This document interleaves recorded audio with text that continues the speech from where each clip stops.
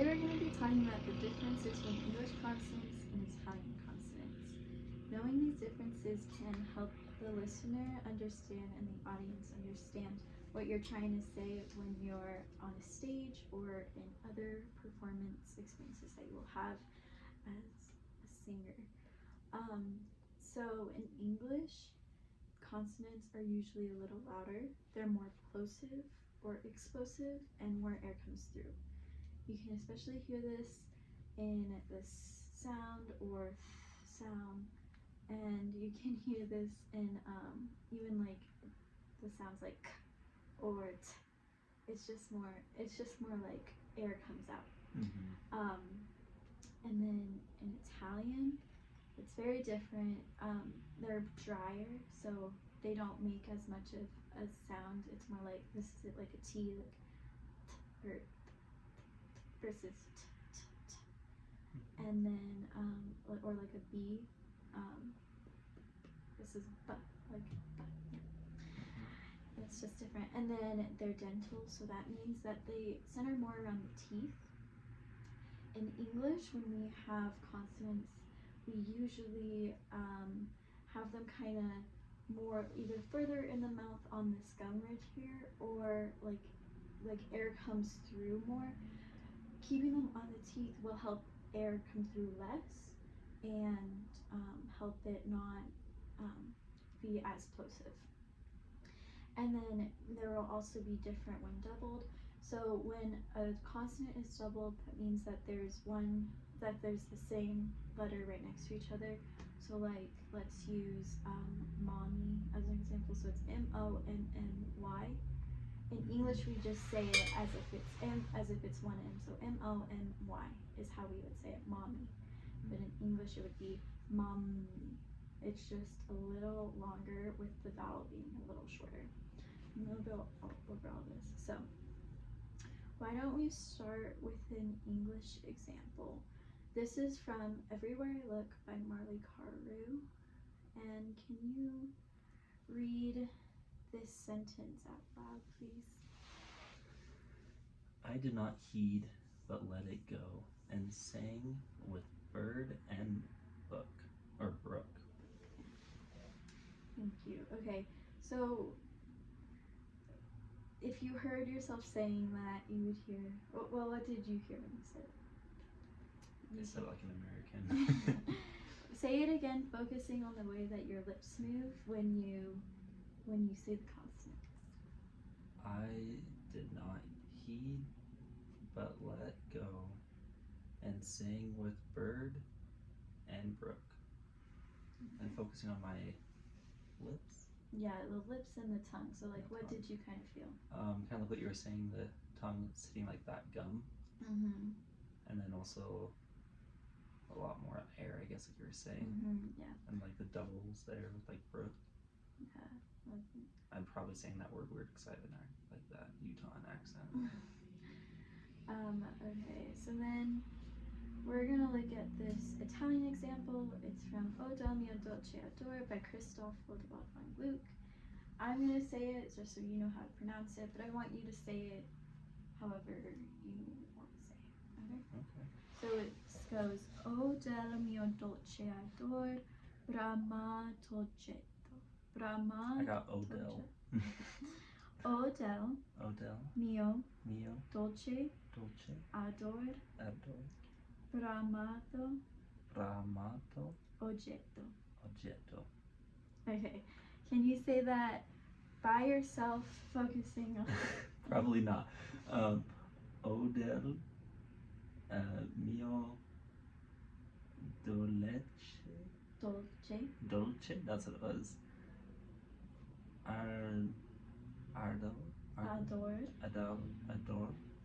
I can't roll R's worth the darn. And then it was Bramato. Oggetto. Okay, perfect. So some of the things that I'm hearing you having trouble with is specifically the T's. So why don't we start with that? So O del mio dolce, we'll go with bramato. So when you say the word bramato, you want to say it more with the T being at the teeth. So say a T like you would in English, just like a T sound. T. Yeah. Where are you feeling that? Right here, yeah? Yeah. On that gum ridge? Okay. So when you are saying a T in Italian, you're going to want to put it more on the back of the teeth, and it'll make it a little less dry. So it's Kind of like that. Is this still the same sound then? So it's a t. Though. Yeah, there you go. It is not the same sound, but it's not supposed to be the same sound because it's a different language. Yeah. So, bramato. Bramato. To. You said to. It's more here. To. Bramato. To.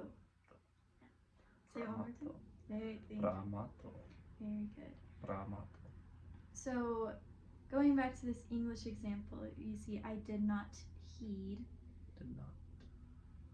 So can you read this line to me and then go to this word right here? I did not heed, I did not heed. Bramato.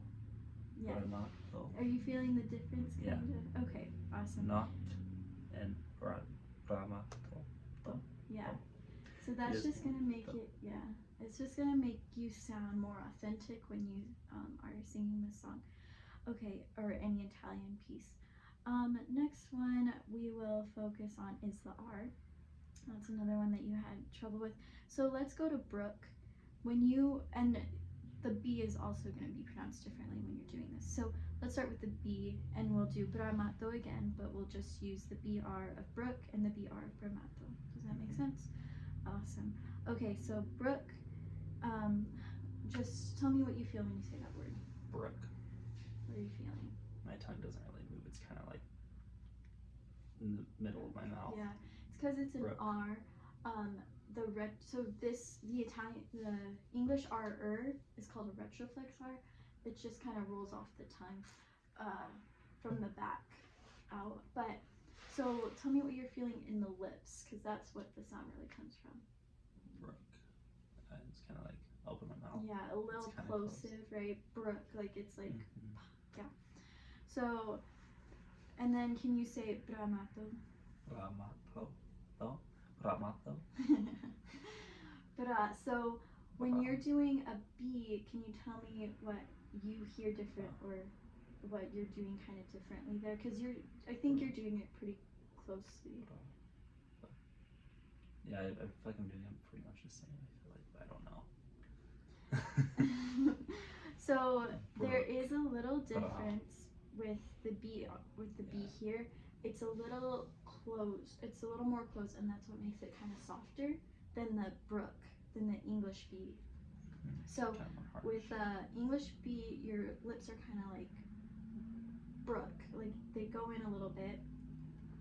Yeah. Brooke, and then So, but then with the B in Italian, it's gonna be a little quieter. So, or like bra. It's not so like Brooke, bra. It's just like closing your lips. Bra. Yeah. Bra. And it's just making it sound a little softer. Bramato. Yeah. Bramato. So then, Bramato. awesome. So then let's go to this R. So when you're singing an English R, you're gonna do that sound. It's not very attractive, and you don't want to do that because that's not a sound in Italian speaking. So when you're doing an R here, you're just gonna want to do almost a D sound. Bra. Bra. Da. And that's called a flipped R. It's not rolled, it's called flipped because a rolled R would sound like okay. Yeah. So it's just bra. Bra. Bra. Bra. So close. So can you make your vowel just a little taller, and then I'll be Bra. Yeah. So it's almost like a connection, and there's a connection there, but it's two different sounds. When you're doing the BR in English, it kind of just sounds like one sound, like Brooke, brr, like that kind of sounds like one sound. But when you're doing bramato, it kind of sounds like two, and it's just because you gotta make that that R kind of sound like a D, and that's how you sound also more like a native singer. Okay. Bramato. Bra. But. Yeah. Bra. Kind of. Bra. Bra. Yeah, Bra. yeah. Do a D sound for me? Da. And now do just the bra. Bra. You see how it's kind of going to the same place? Bra. Mm-hmm. It's the same thing. It's just not as, again, not as like plosive as the English D is. Yeah, makes But sense. it's just the American way of us knowing how to flip our R's because we are not always able to do so. All right, I think that's pretty good. Can you try saying this phrase again using what we've learned so far?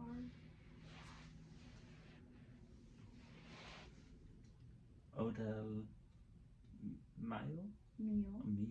Mio Dois or Dolce. Dolce Ardo Ardor. Arado Dor. Do With the D at the end. Do Ardor. Ardo That's okay. and it's the Bramato Mm-hmm. kind of like that. Oggetto. Oggetto, that's right. Jeez. Oggetto. Oggetto. Awesome. Good job.